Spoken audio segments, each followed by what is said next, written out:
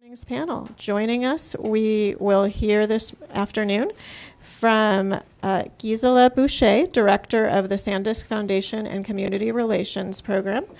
Also joining us is Ebony Frelix, Vice President of Programs for the Salesforce Foundation, Brigitte Gosselink, Portfolio Manager for Google.org, and Christine Sheldon, Senior Program Manager, Talent Engagement and Early Career for Intuit. Please help me in welcoming this afternoon's panel.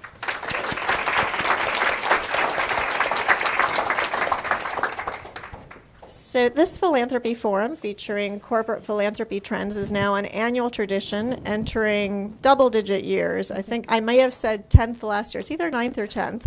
And one of the big stories I noticed emerging from this year's list with the SF Business Times is the growing tech interest in philanthropy. So given that news, which is exciting to many in our audience, and given that the focus today is on how tech gives, let's begin with a getting to know you and your company kind of question.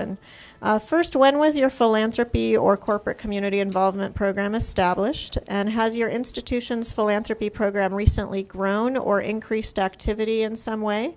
And how much do you anticipate giving away in 2014? And then what is the budget looking like for 2015? And we'll start with SanDisk and go down the road. So SanDisk has had a foundation since 2003.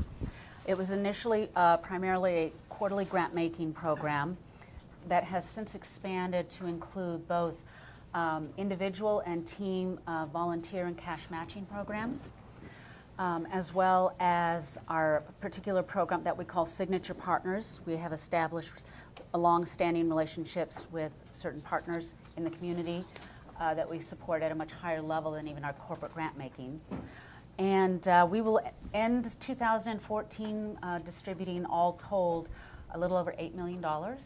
It will hold steady for 2015. Thanks. Ebony.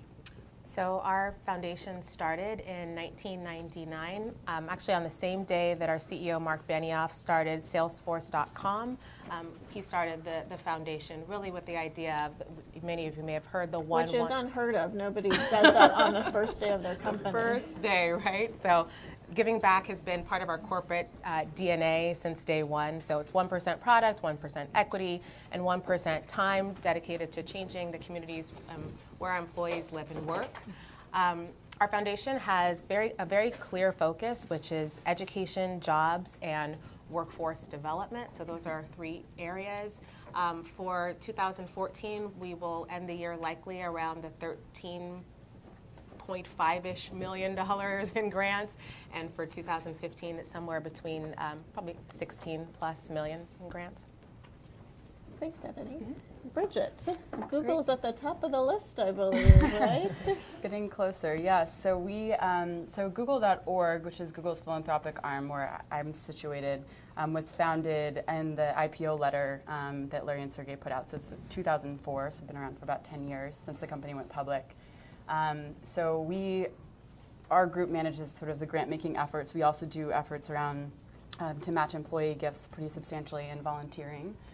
In total, our budget this year will be over $100 million in grant-making, and through various parts of the company. And we have, I would say this year, not to necessarily change that. That number's been relatively consistent over the last few years, but have thought more strategically about the work that we're doing here locally in the Bay Area. I'm happy to talk about some of that later.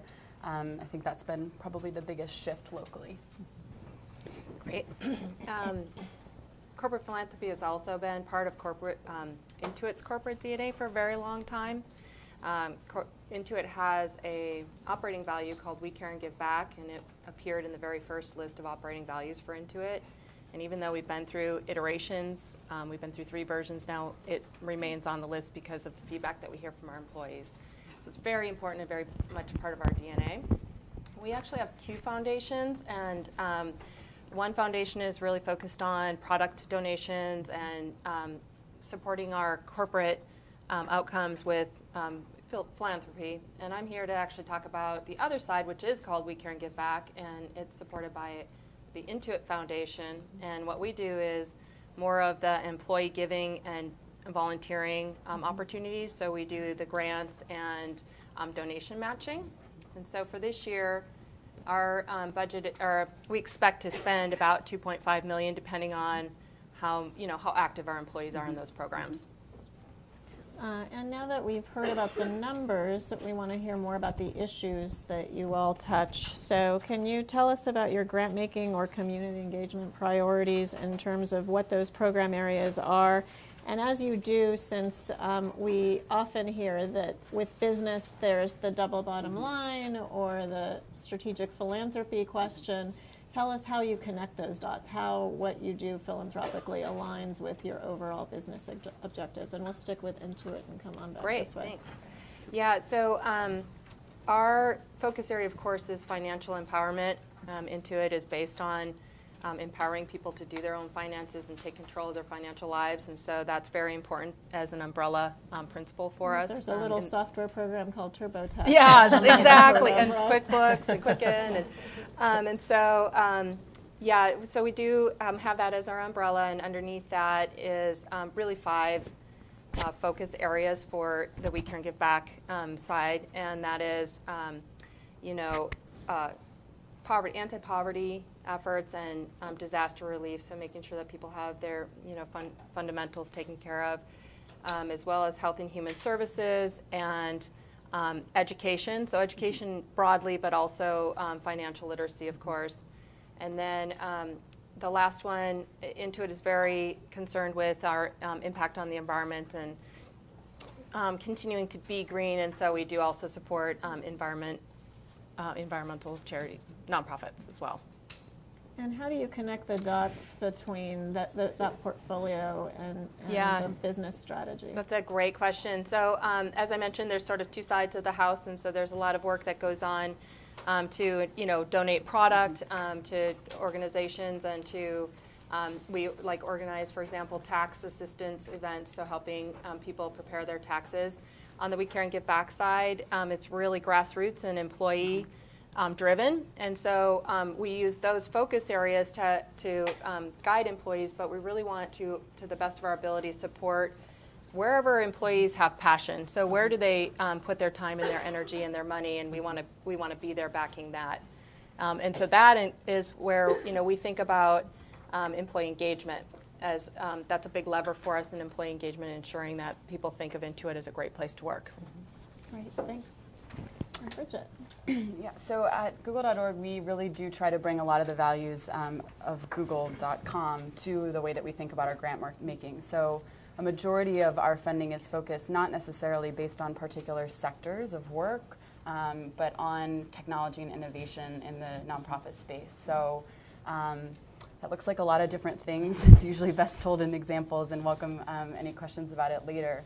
But we look for groups that are taking a different approach to problems that have been pressing in our world for a long time, and think about, well, how can we use sort of principles of innovation? How can we leverage the technology that we see making a huge difference in our private sector and even in our personal lives, to think about different approaches and different ways that we can think about social problems as well. So that's a big chunk. We do have 2 relatively consistent issues that we do follow up on every year. One is computer science education. So as you may have seen, our diversity stats were not so great. So we look at supporting groups that are working with women, underrepresented minorities at all stages of the pipeline, and encouraging them to consider and feel empowered to fulfill careers in computer science and more broadly in engineering and tech, which I think as a female engineer, I strongly support those efforts. And then we also do some perennial work in child protection, which is a problem that people often encounter in Google search. And so we do some work to combat those efforts as a big part of our philanthropy as well. Did I answer both of your questions in that? I think so. I like the when you said learn by example. So if you want to include an example of something you think illustrates the business alignment with your philanthropic objectives, sure, I can give 2. So I'll give them. So CS education, I think, is pretty straightforward. So I'll give 2 very different examples. One is so I work on our Global Impact Awards program, which is a very large-scale, big bet on crazy ideas. All kinds of things. So And 2 that years aligns ago. because originally Google.org's business model was predicated on a crazy idea, right? Yes, a lot of things that I always tell people, you can't bring too crazy of an idea to us. We will most likely say, that sounds too everyday. How can we think bigger? How can we think crazier? I don't know if anyone saw the article that just came out in Fortune about Larry Page, but the joke lately at Google has been that if you were to bring a time machine into Larry that was functioning, he would say, "Why do you have to plug it in?" This is the way. This is part of the ethos of the company. So we are working with World Wildlife Fund, obviously a huge NGO, in Africa and Asia to use drones and other remote monitoring systems to track endangered species in an effort to combat poaching.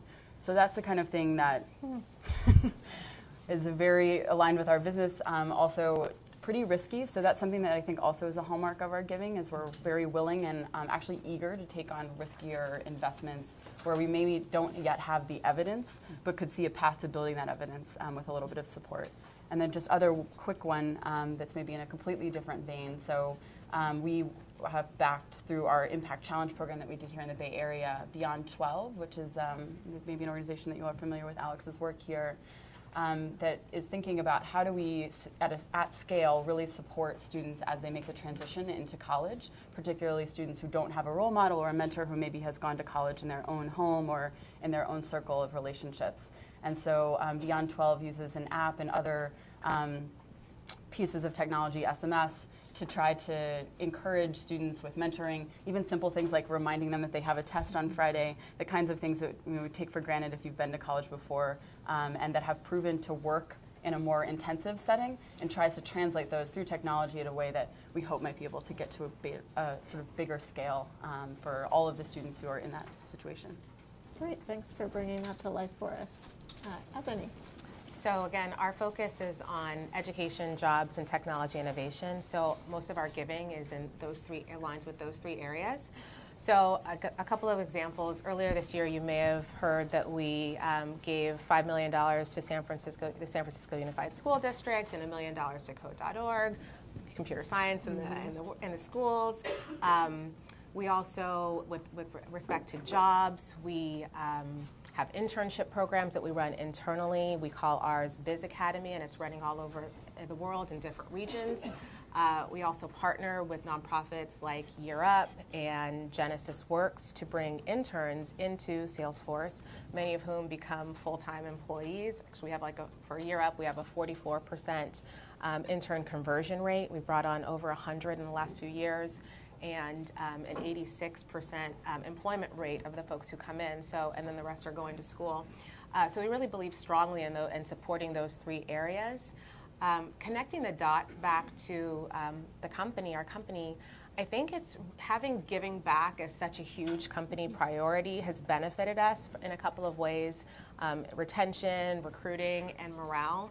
And I think that our employees really value the fact that the company cares about giving back to the community, and then we empower and encourage them to do the same through our programs. Great, thanks. At SanDisk, like Salesforce, what we have found is that a lot of what we do philanthropically is really driven by our employees. We do have three very key focus areas. I will bring these up and I will ask if you have any specific questions about them. I'll be happy to answer those. But the one question I won't be able to answer is why don't we do more than those three areas? Because as much as we'd like to be all things to all people, we just simply can't. So we actually surveyed our employees and said, here are 10 areas where there is great need. Tell us where you think we should be as a company putting our philanthropic dollars. And they told us children's health and welfare, K-12 education, and a primary focus on STEM, science, technology, engineering, and math.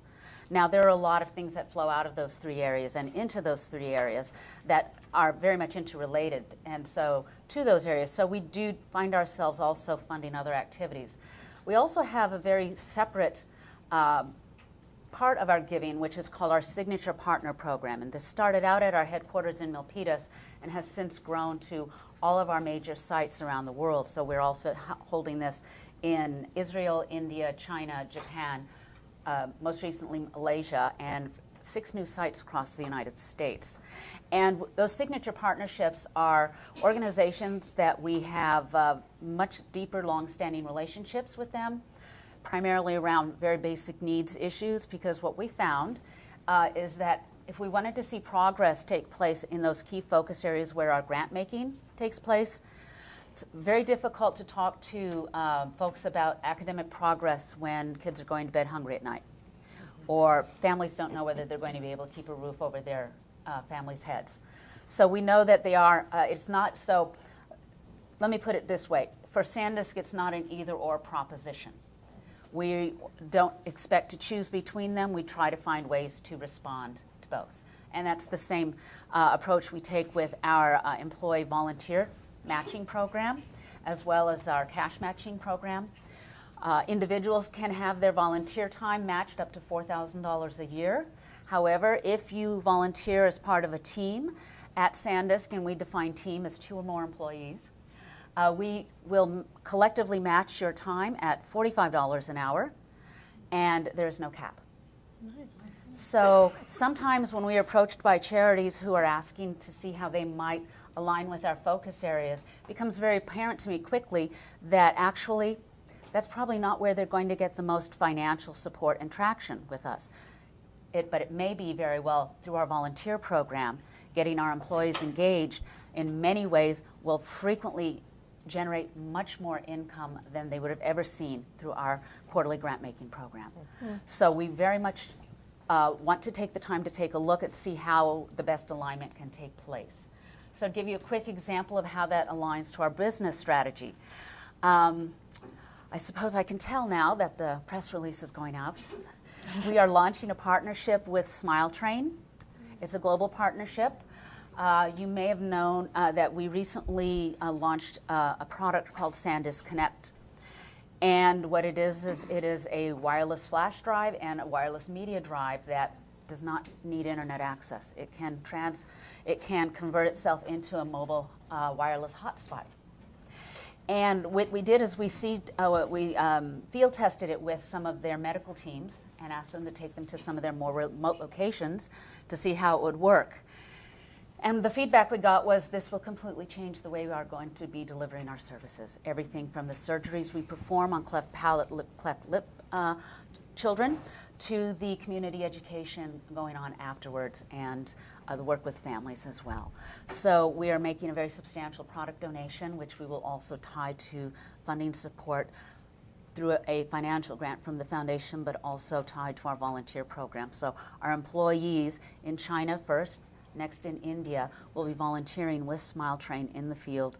The volunteering they do will raise additional funds to support their efforts in the local community. So that's just an example of how we are looking at aligning what we do as a company and what we do as a foundation. When I came on board 4 years ago, I asked our incoming CEO, Sanjay Mehrotra, I said, what would success look like to you? And he said, I'll know we're successful when it is so ingrained in our DNA that what we do philanthropically is who we are as a company. Then I'll know we will have succeeded. So every week, I'm at the new hire orientations telling our new employees, this is what will be expected of you if you're coming to work here at SanDisk. This is part of who we are, so get ready. And it's very wholly embraced to the extent that we now have a new core value and corporate goal of 100% employee participation worldwide every year. Wow, that's wonderful. And again, I think the examples really help bring the work to life. So I want to give Ebony and Christine an opportunity to share that, if you have any examples you want to offer. Other than that, for me, it was our SFUSD initiative and our internship programs. Okay. Mm-hmm. Yeah, it's sorry, no problems. So again, really, we try to focus on where our employees are spending their time and their energy, and so just some examples that are really relevant right now with being at November. We have a lot of initiatives going around Movember, so it's a world, global initiative, but we try to think globally, act locally, and so each of our sites have people on the ground who are responsible for kind of keeping things moving and getting employees involved, and they all, most of them have something going on for Movember, and it's been really exciting to kind of see how just these initiatives take life, and our India team is doing it for the first time this year, and they're really excited about how much participation and energy it's getting. We're also focused on Giving Tuesday, and all of our sites do actually have something planned for Giving Tuesday, all of our 17 main sites, and so really it's about, again, kind of driving home our culture and living it every day. And I liked what you were saying about talking at the new hire orientation every week. We do that as well, and because it's really part of what we think is great about working at Intuit, and sort of the expectation that, you know, this is the way that we operate, and we really want to draw that out. And you were saying as well, the employees really value it, and we do find with you know, new people coming in, especially early career folks, that it's an important part that they want to feel supported, and that they can have impact not only in their, you know, sort of day jobs, but also what they think is important in their personal lives, and that Intuit is there to support them in that as well. Out of curiosity, how many of you were here at the last program with Silicon Valley Community Foundation? Okay, a few. So you saw that slide that kind of is every development director's blessing and curse. That's the pie chart of all the different ways companies can give in their communities. So I guess the blessing is that means if one door closes, there's another potential door to walk through. But the curse is that you're never quite sure if you explored all of the options. So along those lines, the next question is, what are all of the options? Because there's, for each of your companies, there's direct corporate giving, cash contributions, employee giving, matching gifts. So can you give us the rundown of what that spreadsheet looks like in your company? And if there is if there's one of those you consider to be the entry level door, like you were mentioning at SanDisk, walk through the employee door, it's much larger.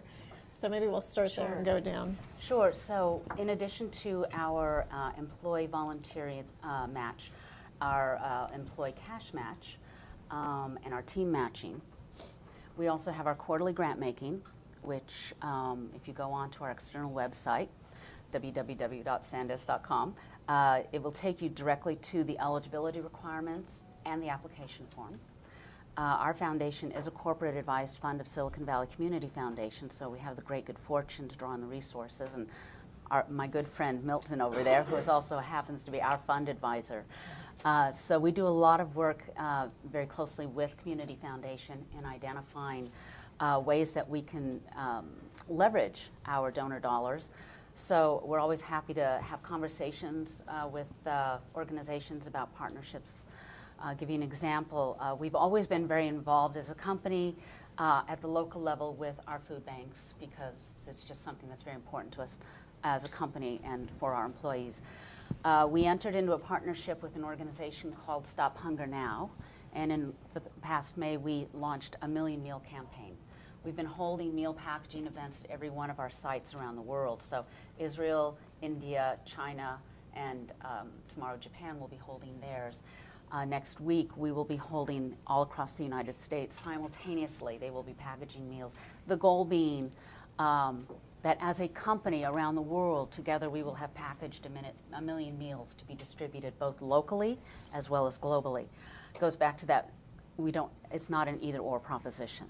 We know that we can act on both a local level and a global level. So we're always very interested in having those conversations, most of which we drive through our relationship with Silicon Valley Community Foundation, because as you can well imagine, we could spend our time doing nothing more than just fielding those questions.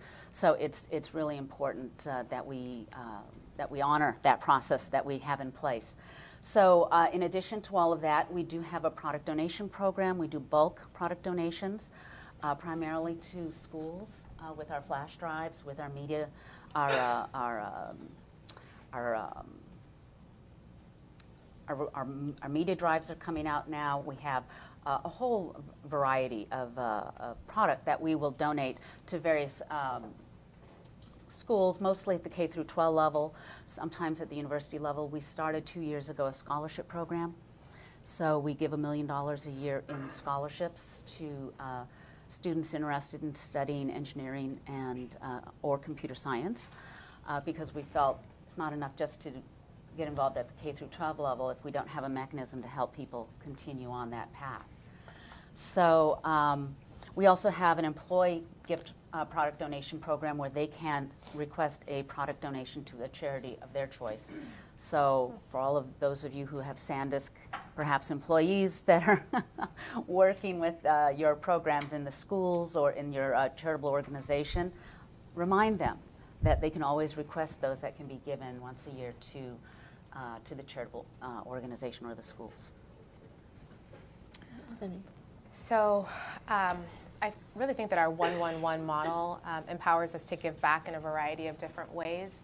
For our employees, we offer volunteer time off, or VTO, up to 6 paid days off a year, or 48 hours a year, which the employee can spend doing whatever they want, giving back to the community, doing good. I should also mention that at our new hire orientations, every employee on their first day or within their first month or so of being at the company, they do a volunteer activity as a ginormous team. Typically it's somewhere at a food bank or somewhere that can accommodate such a large group of people.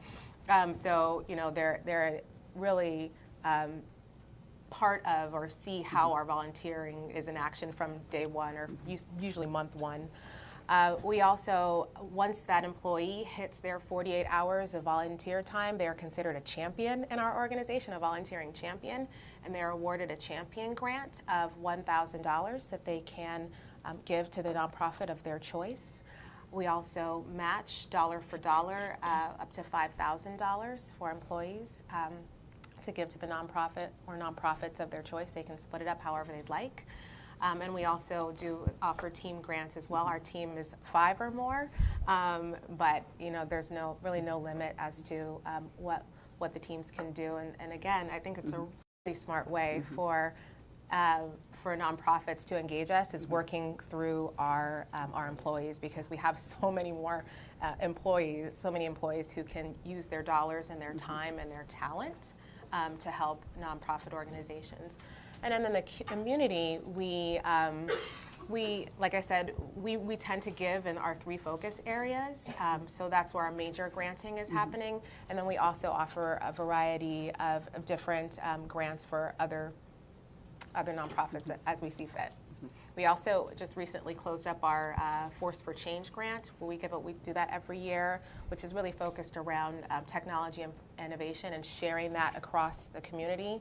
And typically that ranges anywhere from, well, it's a $1 million grant, it's typically split between a few organizations, so we can really affect a lot of change in those areas.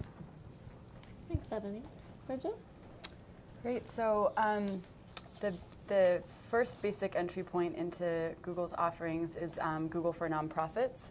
So if any of you are paying for Google Apps right now, stop immediately and go to Google for Nonprofits. And it is a very simple process to access all of the Google suite of apps free of charge. That also enables you to enroll in our ad grants program. So while Google is known publicly for search, we have a lot of people at Google working on ads. And nonprofits can qualify for free ad space on Google. And there are trainings actually sometimes here at the Foundation Center, and then also in other places that if you're a part of that program, you can sign up to be a part of to learn more about how to get the most out of apps and ad grants, which is sort of the baseline. So everyone is welcome and encouraged to use that. We also have a pretty significant employee giving and volunteering program. So that is, I always tell people, if you can get a Googler advocating for you internally, that Google is a place that it very much values autonomy and does not control its employees in any way. So if you can get someone who's going to be that bug for you internally, not only can they direct matching gifts up to $6,000 per year towards your organization, they are also able to take advantage of little bits and pieces of things that just arise, whether it be on their team or seeing opportunities for cause-related, even whether it be marketing or just a team effort that they want to put into a particular nonprofit. Just having a relationship with someone is, I think, really important. Googlers tend to also be very out in the community, so I think last year the number is something like 50,000 hours a year across the world were volunteered, so it shouldn't be that hard to find one, especially here in the Bay Area. So those are the sort of most accessible pieces. So .org, here, if you're here in the Bay Area, last year we did the Impact Challenge. Maybe many of you applied, many nonprofits applied, which we were really happy to see and had some fantastic applications to consider. No commitments that we'll do that again in the future, but I think we felt it was a really successful way for us to get to know the nonprofit community here in our backyard a little bit better, and to support some just really incredible projects. Again, those will always be targeted towards innovation and tech, so if you're thinking now about what that idea might be, that's probably a good thing to do so that you're ready when that ask comes again. And then our bigger grants are actively sourced, so my team actually goes out and sort of finds folks doing cool work. So those are a little bit harder, and there's no one path into some of those bigger grant buckets. I think I covered everything, but if I didn't, I'll come back after Christine speaks. I do have one question from something sure. you mentioned about the splash that was made with the Impact Challenge grants, because I don't think it would naturally occur to people that helped you learn, and you just stated that part of it was for you to learn about the nonprofits in the community, because a lot of people were like, it's a lot of time to put into putting this application if they're only awarding X number. Sure, yeah, of course, that was a trade-off. Is it worth my time? So can you reflect a little bit on like the value beyond whether they got a grant or not? Does it help in terms of raising internal awareness of organizations? Did that help you build relationships with organizations that maybe didn't get funding but they're now on your radar, that kind of thing? Yeah, it's a great question, and I used to write grant proposals in my very first job, so I understand the trade-off quite well. Yeah, so a big part of it for us was, so maybe I'll just step back and say a little bit about our Bay Area work in general, because it is something new for us this year. It's not new that we've been giving in the Bay, but new to be thinking about it, I think, much more strategically than we had in past years. And I think as a company, you sort of grow organically like many things, and all of a sudden look up and think, we're giving a lot, but what does this all add up to? Does this actually align with our values? Is this what we want to be doing in our own community, or can we be doing more if we thought about it a little bit differently? So we took that on this year. The challenge was a sort of first out of the gate effort alongside funding the Tipping Point SF Gives Fund with Salesforce and many other tech companies, and Flash Funding Donors Choose, and just a bunch of fun things we tried to just experiment with. It's very much a launch and iterate culture. So part of the experiment of doing the challenge was to bring a model we had used in other countries, a home, and say, how can we use this not only to obviously put some money out to great organizations, but to just sort of understand what's out there. So of course we are very data driven, as you might expect, and so cut that analysis of who applied, what sectors were they from, what geographies were we covering, did we do a good enough job of getting, for example, enough organizations in Contra Costa where we don't have as many relationships, and really saw some interesting patterns that then enabled us to act a little bit differently as we thought about the rest of the grant making for the year in the Bay Area. And we did actually have now, he's not here, but have hired someone full-time to focus on Bay Area giving for us. Some of you may have met him.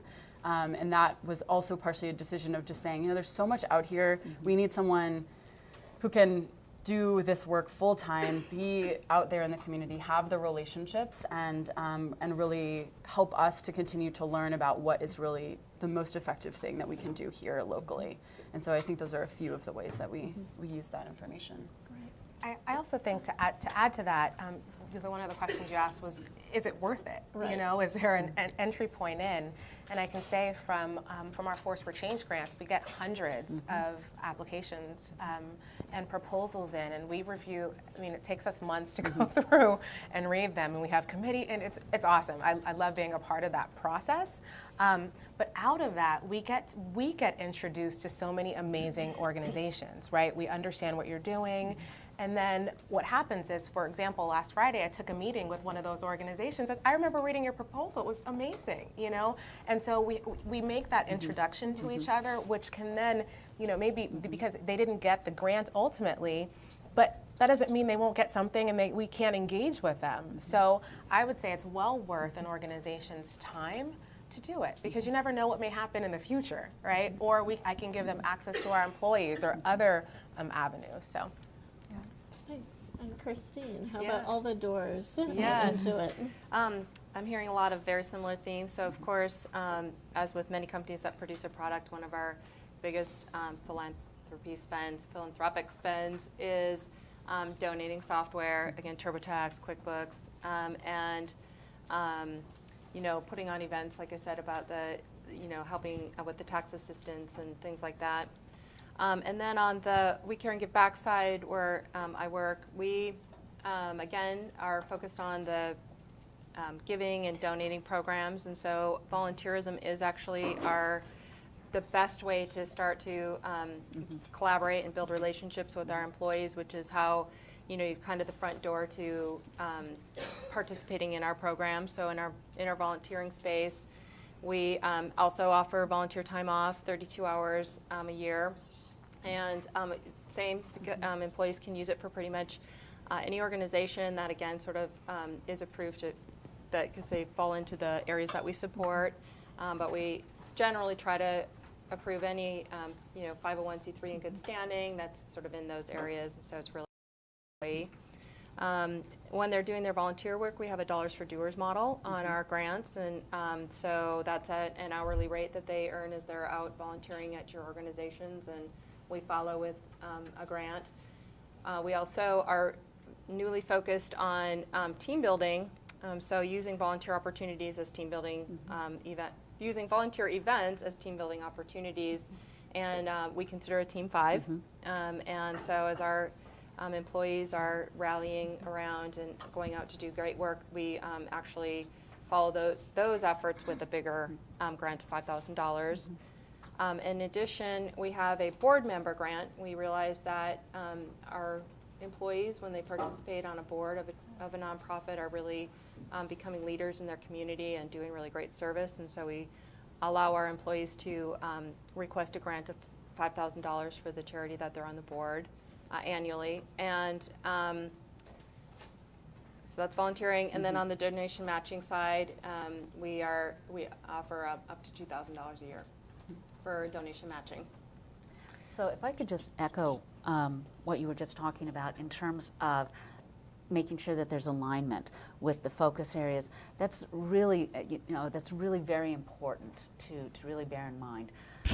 Our foundation, our grant making, I know we are one of the few that still gives general operating support grants. Now, general operating support does not equal try and make it fit into our 3 focus areas in the hopes that we can get those unrestricted dollars, because it really becomes a problem for us, which is why we are as focused as we are in those focus areas. So really, it's really important, and I think maybe we would all concur on this, really very important that you take a look at not just the focus areas, but the type of funding that's coming along to that, because it really does have to align. And I know in our case, one of the reasons we do that, I come from the nonprofit sector, so I've been on the other side of that table. I know how much time it takes to put those proposals together or to pitch an opportunity to a funder. But at the same time, we also want to make sure that what you're doing makes sense for us. Not only because those are our focus areas, but also because as a global company, it may not fit for our focus area here, but if you happen to be an organization also providing global services, and in India, they are supporting organizations that are organizations that they care about in their local community, the fit may end up being there instead. Continuing on this tech trend theme, I think one of the exciting but maybe mysterious things about tech companies is so many millennials work there, and it's the next generation. And so along those lines of both corporate culture, I guess, and just what motivates the new generation of donors that we'll be dealing with in the Bay Area, this next question is what advice do you have about how to engage these new tech donors and how we bring them into community efforts? Because they work long hours. We don't always run into them in our spheres of influence.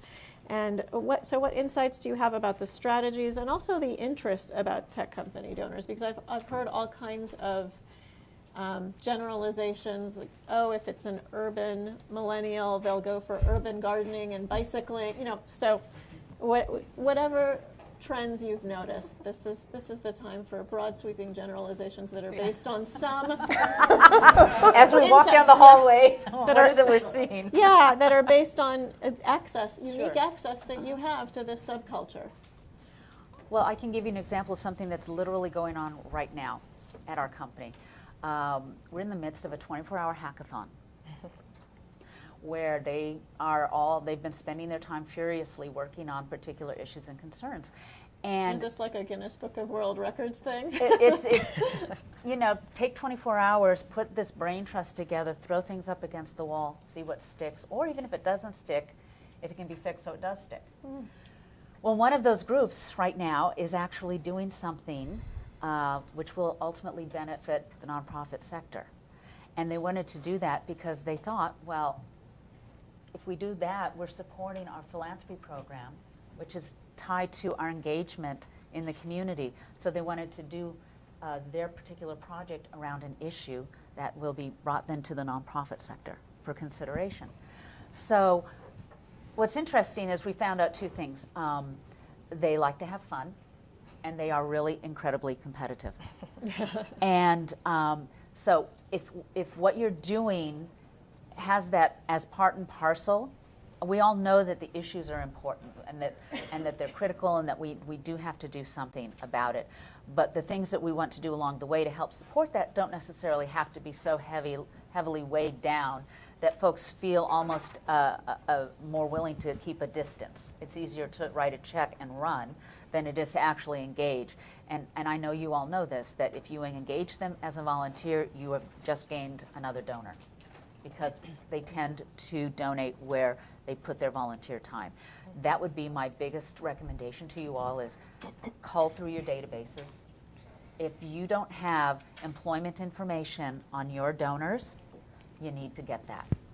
You need to find out if they have matching programs, as our companies do, if they have volunteer opportunities that might align well with what the company is doing. It can be a wonderful resource for you.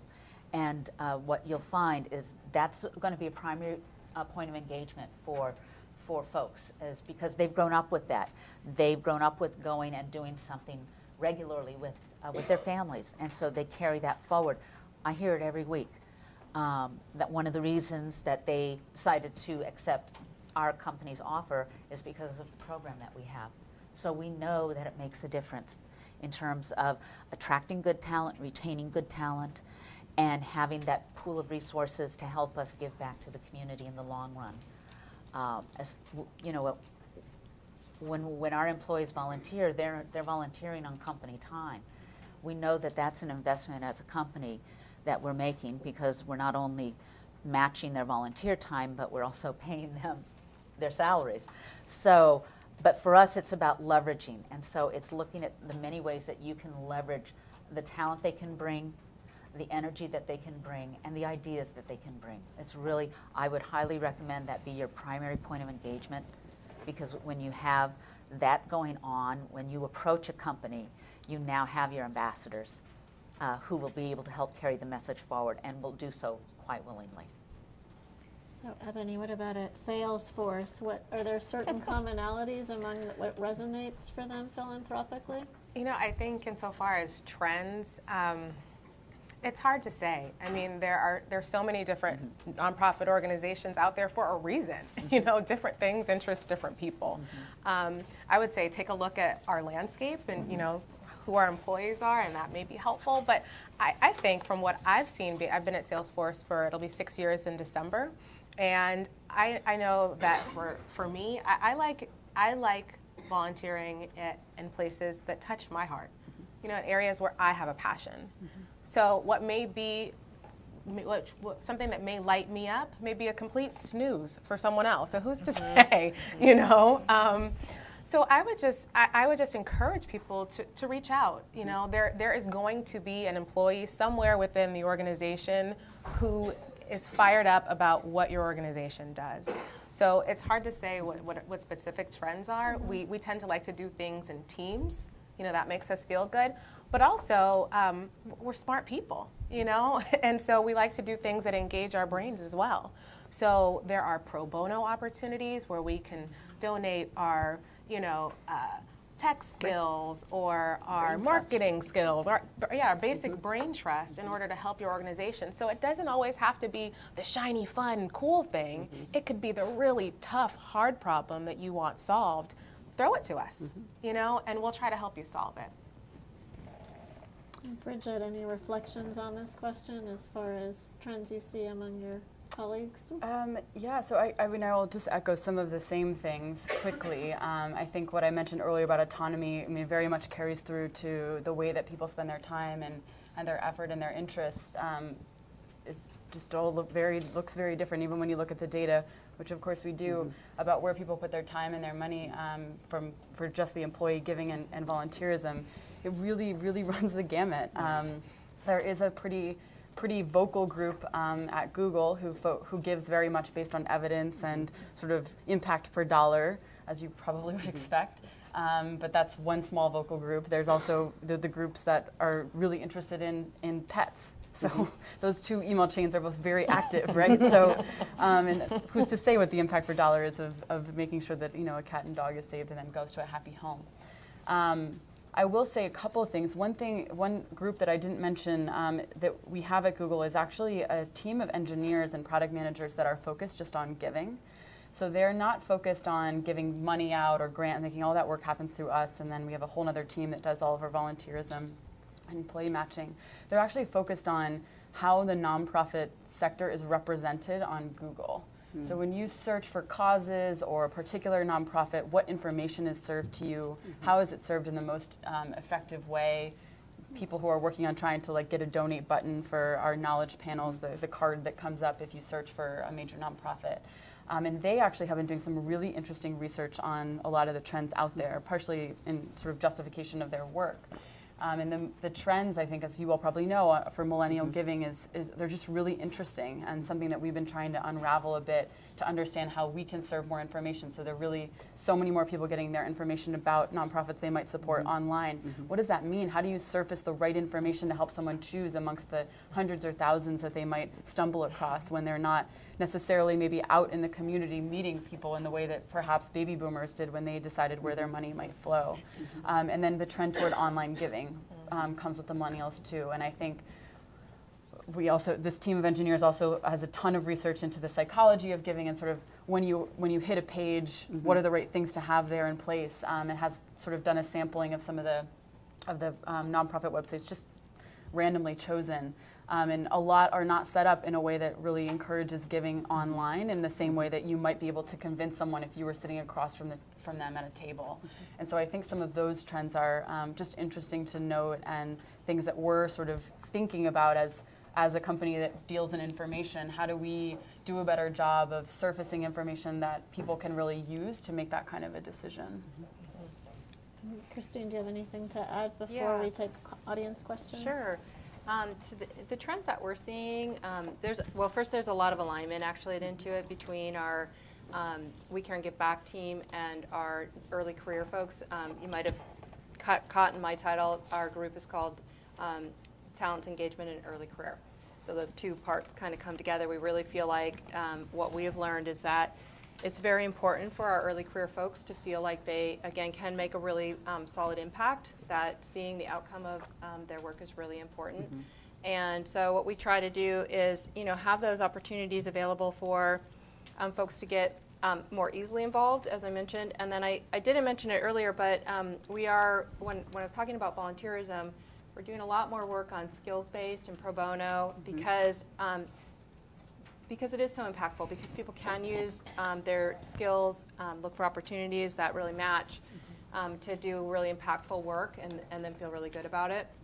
And also, we are just launching, we just launched this year actually, we're on our second round of cross-border volunteerism.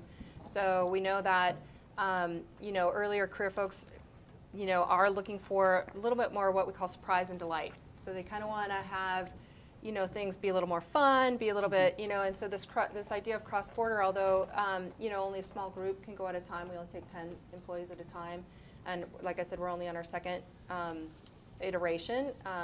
But it is something that's really engaging for our employees, that they look at the overall landscape and see that these kind of things are important. So we try to sort of build this idea of surprise and delight into our other programs too that touch more employees than just our cross-border. So yeah, I think it's keeping it fresh is really important and impactful. Great. Thank you. So we're going to segue now for audience questions, and it's great because my next question was going to be what is on the top of the pile. So you all should be prepared for it. More and more tech companies are issuing those diversity reports that came up earlier, sharing the diversity or lack thereof among women and people of color on staff. So how does this need to broaden the diversity of your workforce inform your community and philanthropic efforts, and how you're supporting the nonprofit sector? And Brigitte, I think you actually were the one who mentioned it or alluded to it I think earlier. we started this whole sharing the diversity numbers, which is actually a really interesting conversation in Google. A lot of the desire to share those numbers actually came from our employees saying, we need to make this public because it's not just about us, it's about starting a broader conversation about this as an issue that we need to take up. And if we jump in the ring, maybe others will follow. They did, luckily. So, so there are tons of, we can't, in our giving alone, kind of claim credit for doing all of the work that happens to try to reverse that trend. We do have grants that go out to groups like Code.org, Girls Who Code, Black Girls Code, lots of other great groups that are doing work in this space. And one of the interesting things is that a lot of that work is actually really nascent. So a lot of those organizations, or this trend, I think only, I mean, not that it was only recently recognized. I was in engineering school myself and certainly could have seen it then, but that it really not only has effects on sort of how we think about trajectories of income and income inequality, but also effects on business. And I think for Google, that's been a really big part of the conversation. We have, again, I feel like I keep coming back to the same data conversations, but we have a whole team at Google that focuses on doing analytics about how our teams work, and then sharing that information both externally and internally. And our teams that are most successful are our most diverse teams. The most successful teams at Google have at least one woman on them.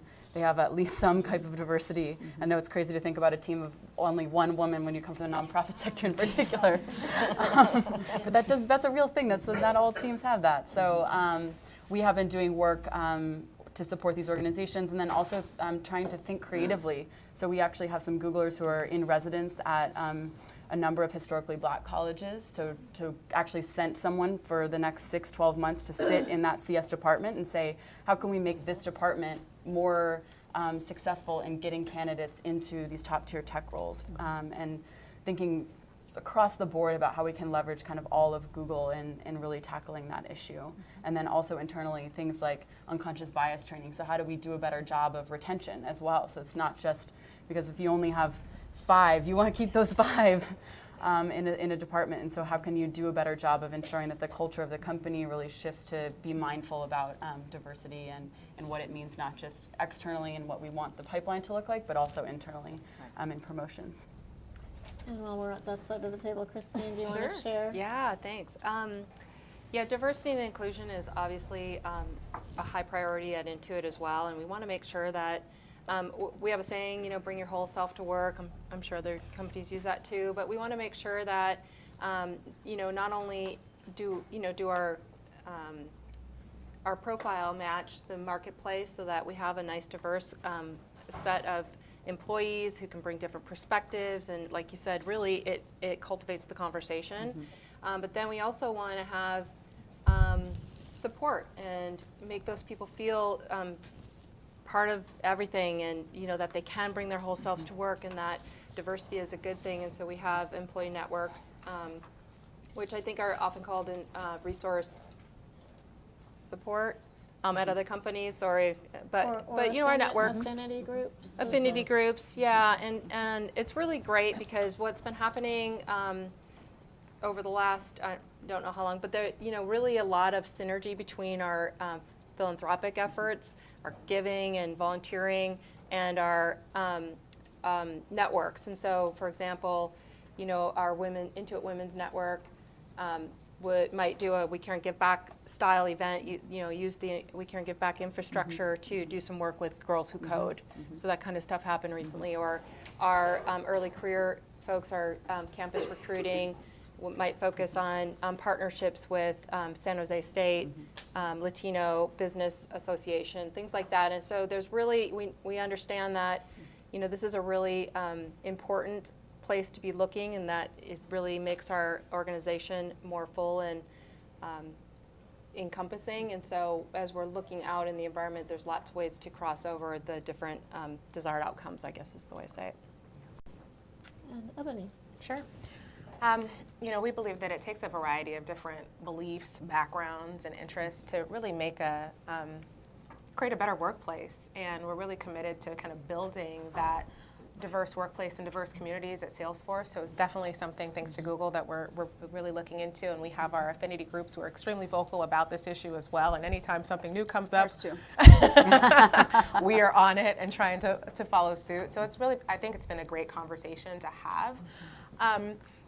So that's for current talent getting in the door. But then for future talent, I think through programs, our internship programs, and the work that we're doing at our foundation with organizations like Europe that I mentioned, San Francisco Unified School District, Black Girls Code, Hack the Hood. There's so many different organizations who come to us looking for training for their talent and their underserved communities. We're really able to give them access and awareness into careers and ideas and people who they may not have had access to otherwise. So I think that the work that our foundation does and through organizations such as yours is really helpful in seeding future talent into Salesforce. So we're really excited about what's to come in that space. And we've been really finding these conversations are taking place at SanDisk, both on the corporate side as well as on the philanthropic side. When you look at our what we focus on in terms of our scholarship program, our K through 12 and STEM education, it really does focus on targeting women, typically underrepresented populations. And then we found very quickly, though, that there wasn't the alignment we were hoping for against our own corporate numbers in terms of were we mirroring the communities that we were wanting to support. And what we found is that it wasn't that the conversations weren't taking place, it was we needed to have some mechanics in order to not only look horizontally, but also vertically.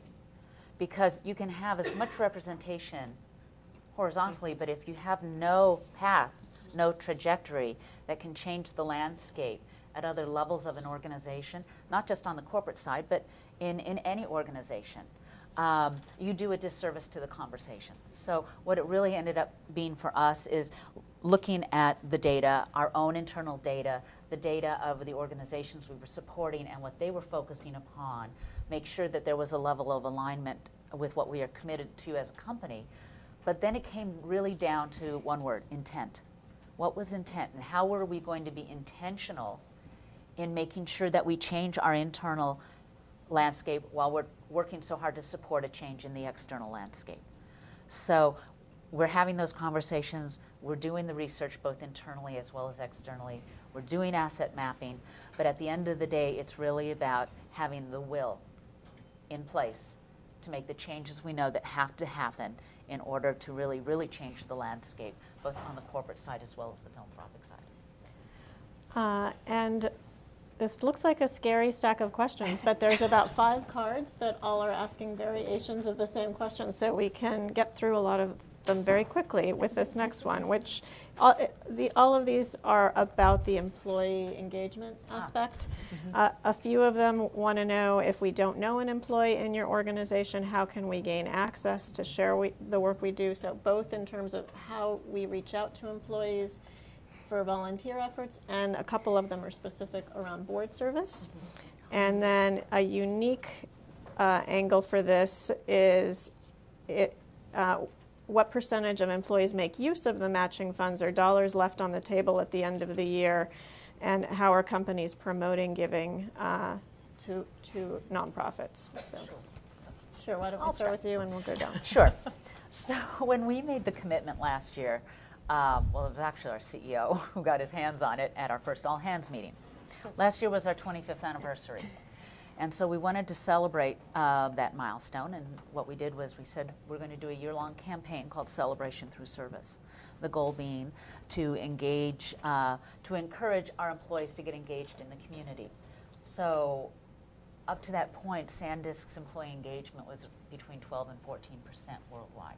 So I figured anything over 12 or 14%, and I'm golden, right?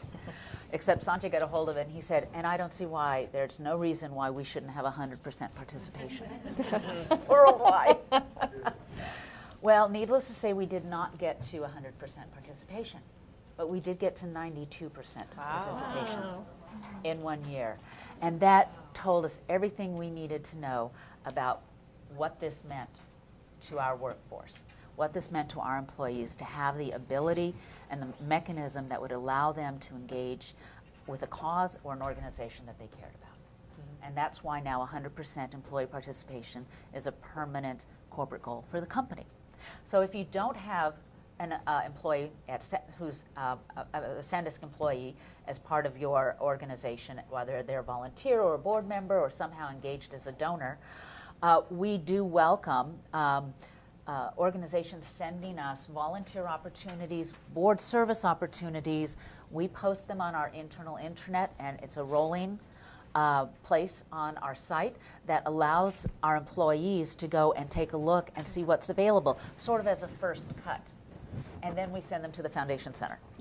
And then we send them to volunteermatch.org. And then we send them to other places as well where their databases are far larger than ours. But we'd like to give them a first place to start, to give them a flavor in their particular area, and this is done regionally around the world, what's going on in their community that might resonate with them. And now, because it is so much on everybody's radar screen at SanDisk, to become engaged in volunteering, we're seeing a lot more traffic and a lot more requests from our employees to help them get connected in the community. So information, it's gold. It's really great if you can get that to us. We might not be able to put every single opportunity, but we can certainly take a look at the ones, if you tell us these are the ones where the need is greatest, we would spotlight those. And Ebony, I see you leaning in. There was so much in this question. Yeah. It was a good one. Yeah. I hope I hit on all of it. If I don't, please feel free to contact me. So insofar as entry point into Salesforce, if you do not know a Salesforce employee, that is okay. We have an email address, foundation@salesforce.com. All of the requests are reviewed and responded to. You know, it's given some sort of response. So I don't think a lot of folks know about that, so I'm going to put it out there. Yeah. And I actually just hired a member on my team full-time whose role it is to help coordinate volunteer opportunities. So she is the person who's going to be posting it out to all of our employees, who's going to be making sure that it gets visibility, helping you find volunteers, people to match your opportunities. So we're actually really excited about that.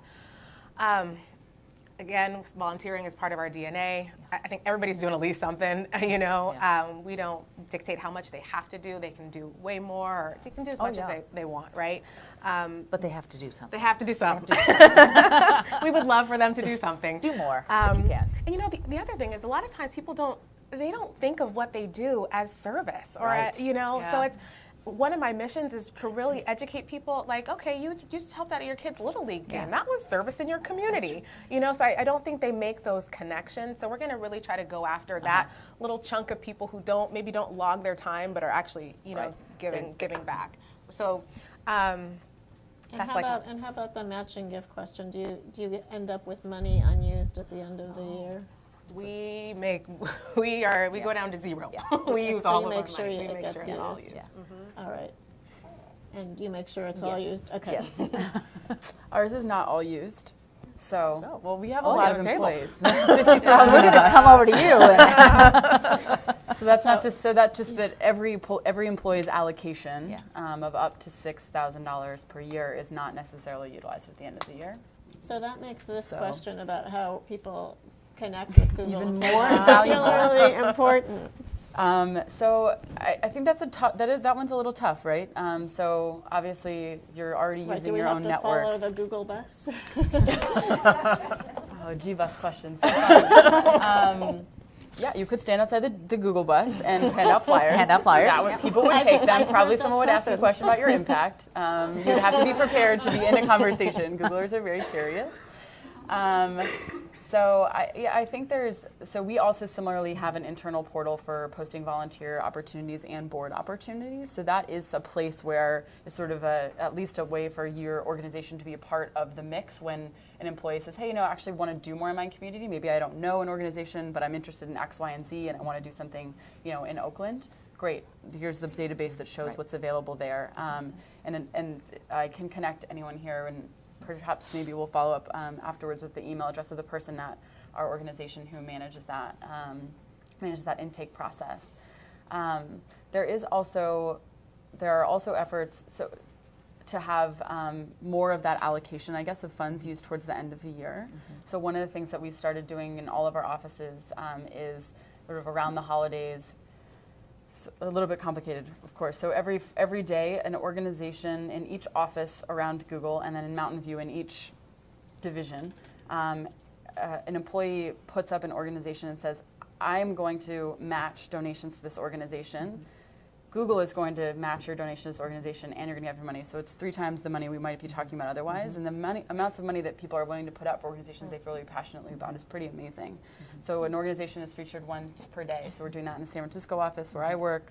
And it's not always the organizations that get the most play normally as part of the conversation, I would say, at Google. Mm-hmm. So that's something to especially be on the lookout for in terms of taking advantage of those matching funds. Yeah, Christine. I'm really inspired by this conversation, actually, and especially what happened at SanDisk, because we obviously don't have 100% participation at this point. So we felt really great, though, from fiscal year 13 to fiscal year 14. We doubled our volunteer hours, which is great. And part of it is education about what qualifies volunteerism and why it's important to log and for us to be aware of the impact that we're making in our communities, but also through really focusing on making it easy to volunteer and getting, as I mentioned, we have local people at each site organizing and being that infrastructure to ensure that opportunities are available, and we have a portal where opportunities are posted as well. And that led us, feel good about doubling, led us to what we're calling a one-day challenge, which is trying to encourage every one of our employees to volunteer 8 hours. Mm-hmm. And we feel like that's, again, getting your foot in the door is the hardest part, or getting that first step in volunteering. And so if everyone, instead of thinking about the 32 hours volunteer time off, could just think, just 8 hours over a year, I can do it, and what qualifies is stuff I already do. Exactly.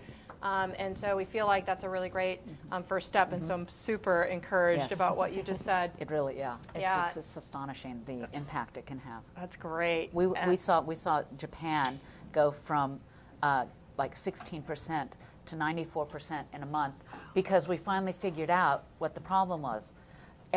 They were all doing something in their community, but they don't have the same structure in Japan that we do here in terms of with the nonprofit organizations. They do everything through neighborhood associations. Mm-hmm. And I said, well, are they getting paid for it? And they're like, no. I said, well, that's volunteering. And the light bulb went off. And India's just came in at 100%. And Japan, after their meal packaging, will also be at 100%. So, and this is when the competitiveness happens. Mm-hmm. Now everybody wants to get to 100% now. So this is a particularly busy time. Exactly. But it's astonishing when you find that one thing that just kind of turns it on for folks, and they understand the implications of what it really means. Then, now they're on fire. Yeah, and putting that challenge out and engaging in that way. And so traditionally we haven't necessarily used all of our budget by the end of the year. However, if this skyrockets, then we'll have donated way more than we ever have in the past. Right. And so, really looking forward to kind of breaking we consider that a great problem to have. It's a great problem to have too much activity going on. And so, Can I stop you there? Because or is there yeah. any? Oh, I was just gonna say, as far as the front door, Yeah, go ahead. the volunteerism is working with an employee who already is collaborating with you in some way is the best way. So asking, if you know someone who is doing some work, maybe talking to them about what gaps you're experiencing or other ways that Intuit's infrastructure that they could lead, but through support do more for your organization. That is absolutely the best way. And if not, we don't have a place to submit, but if you want to give me your cards, I can certainly pass them on to our local folks who, as I said, are the feet on the ground to starting efforts. And there's a couple of quick questions that we can probably get through very quickly that I want to give a chance to get answered. And this one's for Ebony. If our nonprofit does not use Salesforce software, can we apply for Salesforce Foundation funding? Absolutely. Okay, so you question. don't require. Okay. And this one is for Google. Does Google.org plan to share either the analysis of applicants in the sectors from the Impact Challenge or the data you are learning about what works for nonprofits in terms of positioning for their websites and online giving? So the online giving piece, that team is thinking about what to do with the learning that they're gaining. So there will probably be something that comes out from them, whether it be just a conference report or something like that. We actually haven't talked about sharing the analytics from the Bay Area Impact Challenge, but have been doing some additional research on sort of need and where there are issues. So it's possible that we would consider putting some of that information out as well alongside that broader analysis. But not my analysis to be done, so not my commitment. Right. Well, again, none of these programs would be possible without our partnership with DER, the SF Business Times, and especially the volunteer time of our panel. So please help me in thanking all of those.